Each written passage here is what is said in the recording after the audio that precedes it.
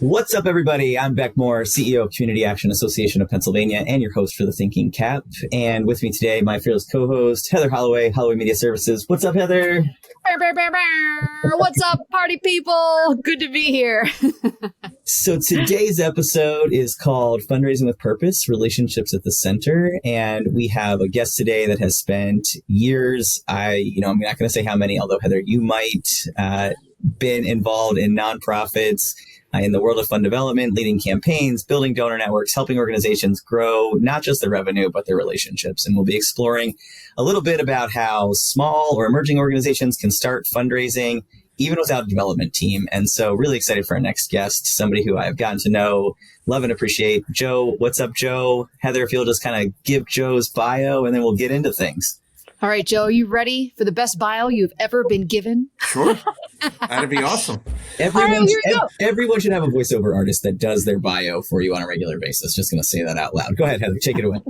Nice. Well, here, you can put this on your voicemail message. Hey, Joe serves as the Director of Development at the Bucks County Opportunity Council, where he has spent more than a decade advancing and funding the organization's mission. With over 25 years of fundraising experience spanning the greater Philadelphia region, Milwaukee, and New York, Joe brings deep expertise in relationship building, communications, and fund development strategy. Listen, you want to talk about money? Joe's your guy. He's been a certified fundraising executive since 2010, and Joe is a founding member of the Bucks County Fundraisers Group, a networking cohort for fundraising professionals across the country. And oh my goodness, I bet you have some stories to share. What's up, Joe? How are you? Great. How are you? Good. You like that? You like that bio being read by the voiceover artist herself? It's excellent. Best one I've ever heard. Wish I met the guy.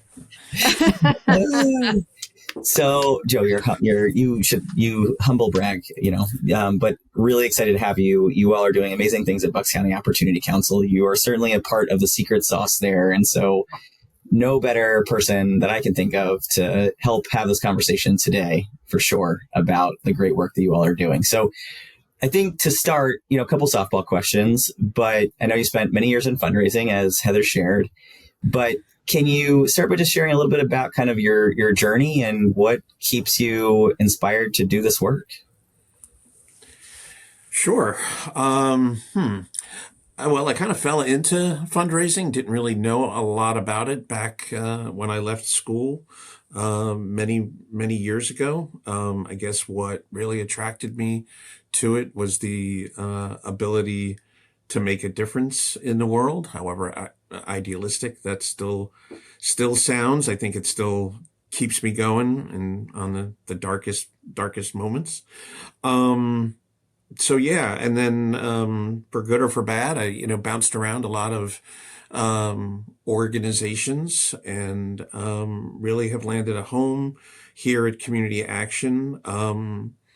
One of the things that I learned over the years was something that motivated me was doing something, I'd say local, something I could touch, something I could see the benefits of in my community. And so I had worked for a national it's almost an international organization for a while back in the mid 90s. And while we were doing good work, I was like, I don't really get a lot of jive out of raising money for a parish in Arizona or a diocese in Denver, because I'll never be there and I'll never see the impact of the work that we're doing. So something like Bucks County Opportunity Council, I've been a Bucks County resident since 1999. So it kind of really, hits home that you can do something, or for me anyway, it hits home that you can do something locally, and so you can see the benefits of helping your neighbors directly. So yeah, absolutely. So how long have you been at BCOC? Remind me. It'll be 11 years in about 2 weeks. And so you started. Did Aaron hire you? Aaron Lucas? No, her predecessor, Alan Childs, hired me in December of 2014. And then she took the reins as ED, replaced Alan in like June or July of 20 2015, something like that. Great. Yeah, So. I couldn't remember the exact order of things. And for our listeners, Erin was featured on an episode a while back. I think it was episode 3 or 4 maybe, and she talks a little bit about the work of BCOC overall. So if you haven't listened to that episode, would encourage you to go back and listen to that episode for sure. So when you kind of touched on the early pieces of your career, anything in particular in terms of kind of lessons learned that was a turning point for you that maybe was an experience? I know you shared about kind of like, right, not doing the local piece, but anything else that really kind of shaped the way that you approach this work now? Yeah, I think, two things. One was a book that was given to me, I don't remember the name of it, but the author is, I'm not even sure if he's still alive. I think he is, a man by the name of Gerald Panis, that I had gotten when I worked for that same organization, Catholic Leadership Institute, back in the 90s. And one of the things that he had talked about, and others have talked about in the fundraising world, is really listening for the gift. And so what that really means to me is to pay attention to the people that you're dealing with, and what motivates them in terms of fundraising, or what difference they want to make in the world. And so that's really one thing that still sticks out to me, as hard as it can be to do.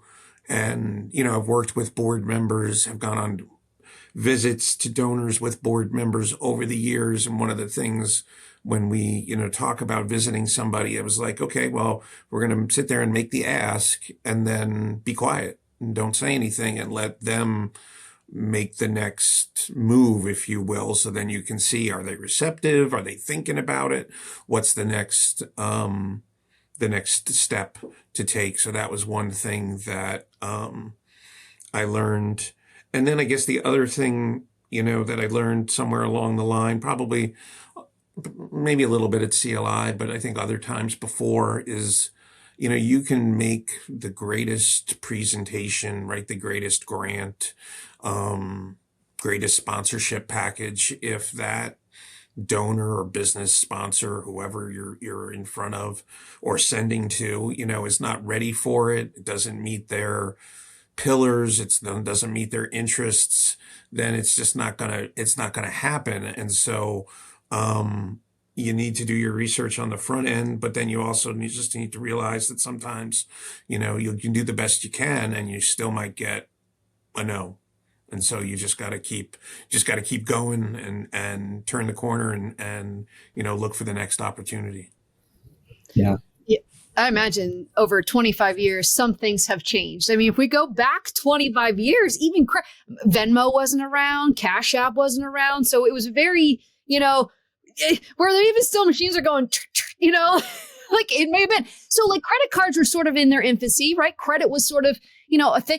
Now it's different. I mean, you could have, go ahead. We would get money in envelopes. You'd get change. People would mail change and seal up the envelope, have tape all around it, and you could hear it jingle. So people would send cash. I mean, sometimes people still do. But you'd get cash in the mail. Change, things like that, credit cards. Yeah, we had a swipe machine. I remember having a swipe machine, that had the 3-part form or right. Whatever. Carbon copies and all that. Yeah. I mean, just even how we communicate has changed. I mean, when I started and you called a donor, it could just ring. The phone could ring 10 times. And I'm like, all right, do I hang up? Are they just not there? Whatever. And maybe you're lucky. Oh, they have an answering machine. Oh, great. Oh, it's full, or it's a tape. You had the tapes and they had to, you had to, and listen. And so, and sometimes you'd be halfway through the message and the tape would cut off. And I'm like, and now, and now we're talking about, you can text donors, you can, do all you can communicate on social media with donors. And in some ways, I think it's even harder to get hold of people because, they can see right on their phone, or, we all see on their phones when the phone is coming, when the call is coming. Oh, I don't want to talk to them. You just let it go to voicemail, or you let it, or, or you have to reach them by cell, but all you have is their business number, or vice versa. Oh, don't ever call. I'm never in the office. Don't leave. I never check my office voicemail. You got to call me on my cell. Well, if I don't have your cell, how do I get hold of you? So yeah, the things. I mean, we made it easier. I'm doing air quotes right now for those of you listening and driving. Easier to communicate, yet I believe it's even tougher to reach somebody. So do you think, like, getting change in the mail, do you think there was maybe an advantage of not being so connected back in the day in fundraising versus today? Or is that that's just a story I'm telling myself? I think it's just different. I mean, I have colleagues that had no problem, nowadays doing Zoom calls with donors, because the donors are, so busy. Oh, do you want to jump on a Zoom call? We can call. And I would, I'm, I guess, still a little old fashioned, or I'd much prefer to sit down face to face, because you can get so many more tells, if you will, on how a donor moves or how they react, or, and sometimes you can get that through Zooms or Teams calls, but a lot of times you can't see how they're reacting. Are they squirming in their seat? Are they bored? Are they, are they engaged? Are they sitting up? So you can, those other nonverbal clues, I think, are harder when you're not, face to face. And certainly when you're on the phone, if you're calling somebody, oh, you can hear they're driving in the background. Oh, did I catch it at a bad time? Yeah, I'm driving to Maine. Can you call me next week, kind of thing? And, where you may not have had that, 20 years ago, because we didn't have cell phones, or however long ago there. Well, I mean, and this episode is really around fundraising with a purpose, and the idea of the relationship piece being so, cornerstone key to the process. And I think what you're describing, when you're a local agency who has trying to improve the lives of local community members, I think that approach is meaningful to donors. I think there's lots of ways. And ultimately, the way that I kind of view this is, just finished a presentation on workplace culture. And I think part of what I speak about in that is the intentionality about asking people how they like to be communicated with, right? And so for many donors, it's either I'm going to be passive, right? And I'm going to send my money and I'm going to wait for the response. I'm going to learn about how my money impacts. Or, right, if I'm really engaged and I'm really, right, want to make a difference, I may want the deeper touch point. I may want you to take me to coffee. I may want to ask questions of you directly because I'm trying to make a decision maybe about a big gift. So for our listeners, let's provide a little bit of context. So your fundraising goal in any given year, Joe, give people a sense of kind of, right, like what that looks like, and maybe a sense of the largest gifts that you're securing on a yearly basis. Well, okay.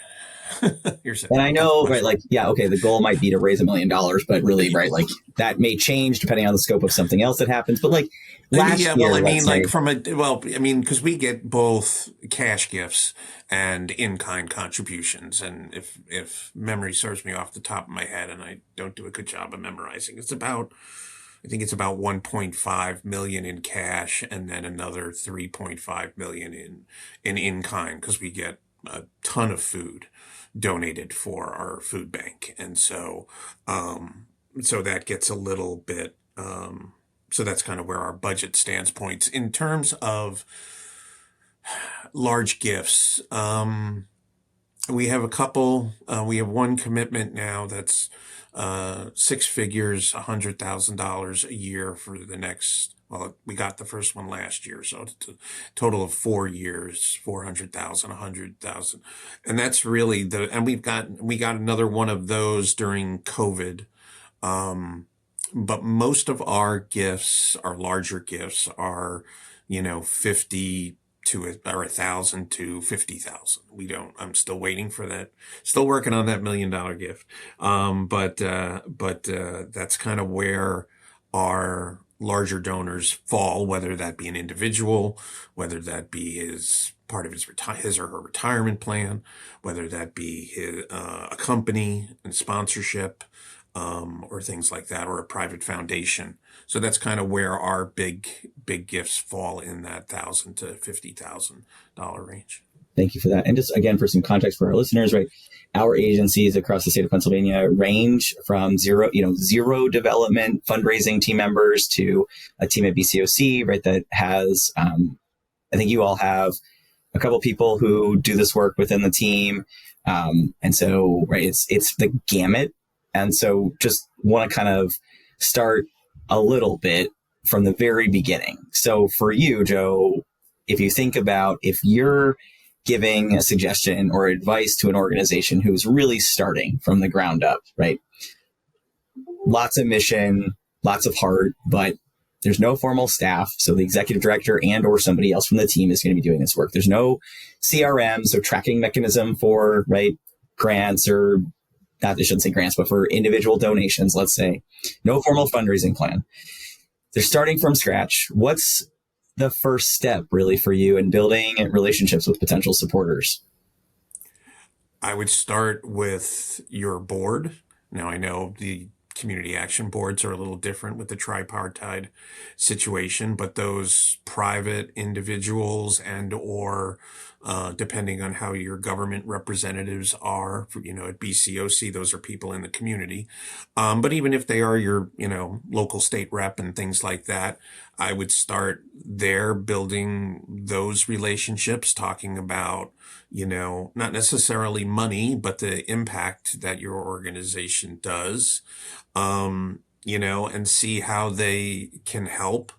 And then on the second, and also when I say to help, it's like, who do they know in the community? Who can they make an introduction to see, what your Head Start program is doing, or, what other type, whether your weatherization program might be doing, or something like that. What are your programs doing? And so to make those introductions is probably the best way to first start. And then take a look at your, landscape. What, Bucks County is unique. We don't have a lot of big corporations. We have very few large corporations. So look at I would say look at the stable companies and what they may be able to provide. The banks, do you have several local banks in your, area that may only have one or two branches, but then you could get to those branch managers or those local vice presidents. And I think what's really, not to interrupt, but I think what's really important about this is that connection with particularly a financial institution leads to larger opportunities. So if they have a foundation, if they have a larger grant funding opportunity, having the relationship with that local branch manager can make or break the gift opportunity. Sure. Yeah. And I don't think a lot of people understand that when it comes to the banking world. Yeah. And the banking world I've learned is quite tricky. Yes, I have a lot of friends who are bankers. So, and the thing that just came to me in the last, 6 to 9 months is that, the line that people still use about fundraisers is that the average fundraiser stays in his job about 18 months. And that is statistically listed since I started in 1990. So, and that still holds true for any that's talking any nonprofit, college, hospital, United Way, whatever. But the number of bankers that I know in Bucks County that have changed banks or, moved banks, or the bank's no longer in business and so they went somewhere else, or the bank was bought by a bigger bank is just as bad. In my opinion, in turns around. I mean, I spent years now working with one particular community development banker. He doesn't even live in Bucks County, but he covers Bucks County, covers Eastern PA for a large bank. And I just learned last month that, he's moving some other role. And so they have somebody else filling in his job. So now I'm going to have to start all over again where, he'd call me on Saturdays if he needed something kind of thing, or call me at any time. And so now I'm just kind of bummed that I'm going to have to start from scratch. And he's like the third or fourth person at the bank in 10 years that I've now worked with. But wow. The flip side of this is then wherever he goes, you already have a relationship potentially. Correct. Potentially. Yeah. So let me ask another question kind of relevant to kind of the infrastructure piece. When you think about all of the things that you could potentially have, right? Like all of the resources that you can have in order to make you more effective as a fundraiser, where would you say is kind of the absolute non-starter, right? Is it the website? Is it a case for support? We used to joke at an organization that you've got to bring the fancy folder with you to the donor visit, that's got all the materials in it. What is the thing that you would be like, okay, you really need to think about, here's the thing to start with. Is it the website? I mean, yes, a story, right? I know that, but from like a collateral infrastructure resource piece.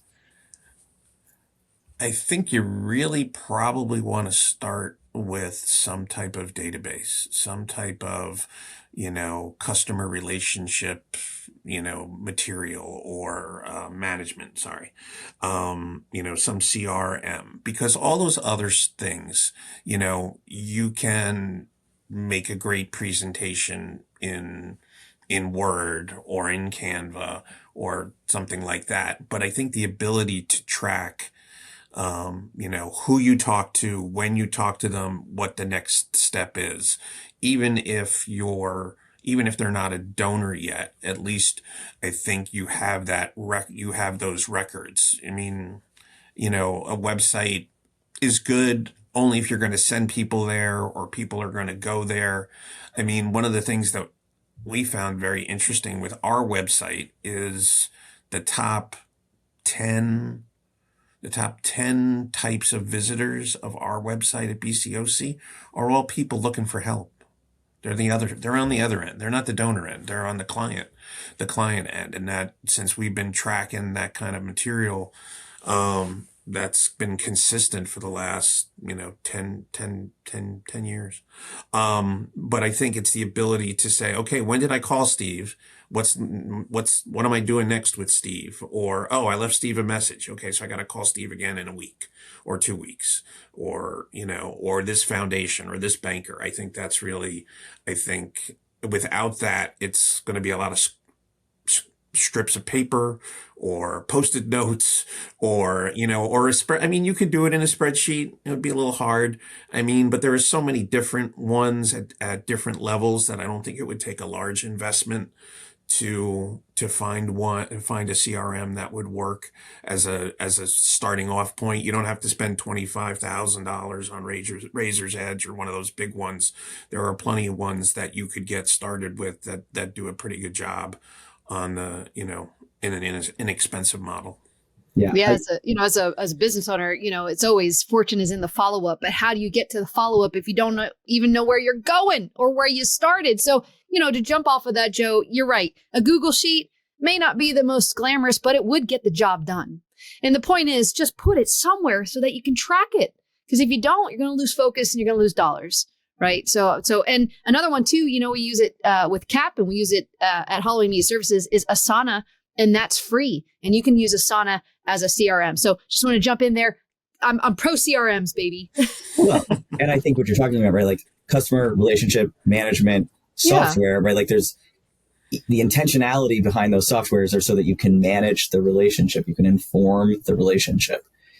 So I think I was going to say too, it sounds like this conversation could be distilled to two things. One, relationships, and two, relationship management. I mean, it kind of really does boil down to those two things with fundraising. Yeah. No, I would agree with that.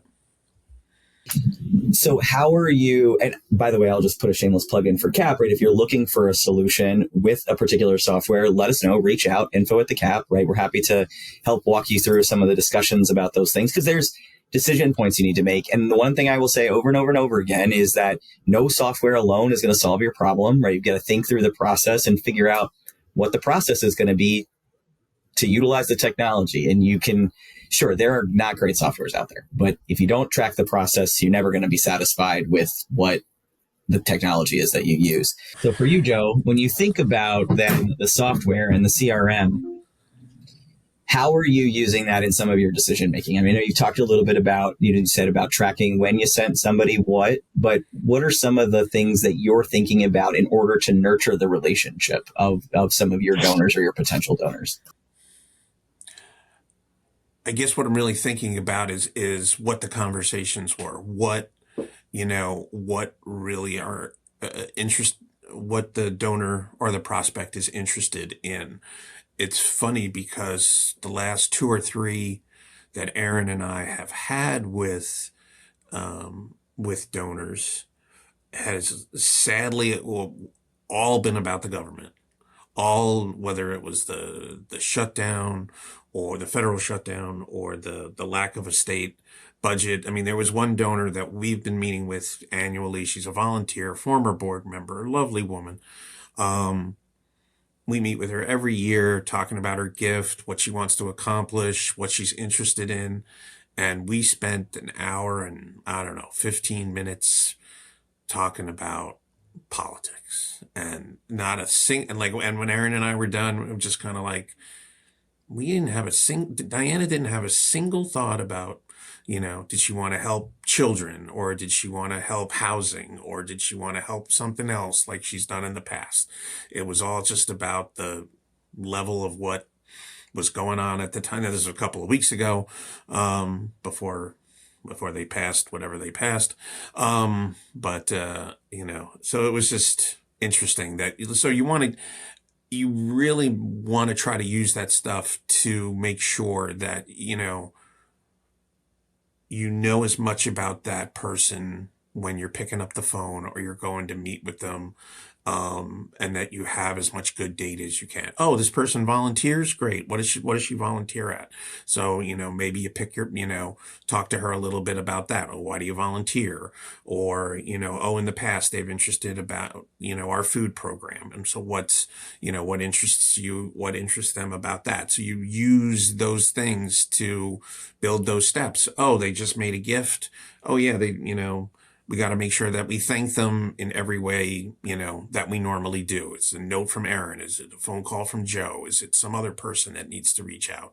Is it could be a client needs to send them something. So all of those things can be, tracked within that, CRM, so that, and my former colleague Eileen and I used to joke, it wasn't, if you got hit by a bus, it was if you won the lottery. And so it's that institutional knowledge, because you don't want to leave it in your head. You want to leave it so somebody can use it if they had to, or whether the somebody is you next, or if the somebody is a different person for whatever reason. That's a key thing to keep in mind too, and why you need to try to keep those records. I also like to say good things about people. Like, I don't like to worry about people getting hit by a bus, but right, if you're hit the lottery and you're not there tomorrow, who's the keeper of the knowledge? Where does it live? I think it's really, really super important. And then sorry, I didn't mean to interrupt, but then even if you're talking to somebody and, you've known them, you've met them a couple of times over the years or whatever. Oh, how are the kids? Are the kids still in California? So you start talking to them about the way you would talk to your neighbor, or, somebody you went to school with that you just ran into and you haven't seen them in 5 years or something like that. So you have those other pieces of conversation that reinforce the relationship without necessarily thinking about, oh, it's not so transactional. Oh yeah, they care about my kids, or they're asking, even if they don't necessarily think it in their head, they're probably thinking it in their psyche. So you have those kinds of things. So it's not just all about what BCOC is doing or what your organization is doing. What's going on in their lives? Oh, you haven't been somewhere, like this other donor I was just talking about.